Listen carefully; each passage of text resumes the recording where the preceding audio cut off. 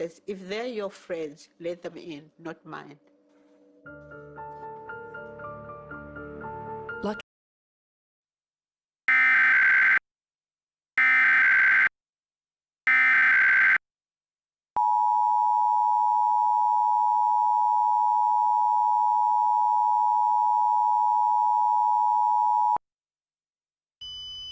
This is the South Dakota State Police Department.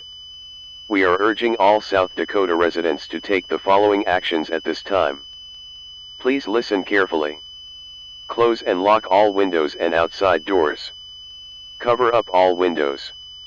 Block all outside doors with heavy furniture. Turn off all lights, both inside and outside.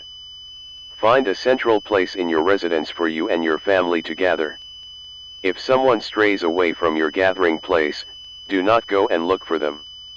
If you hear outside noises, including someone knocking at the door, do not go investigate. Do not go outside.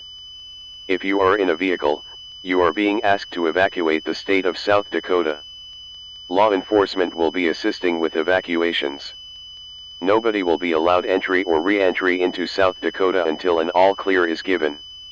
These actions must be taken now for your safety.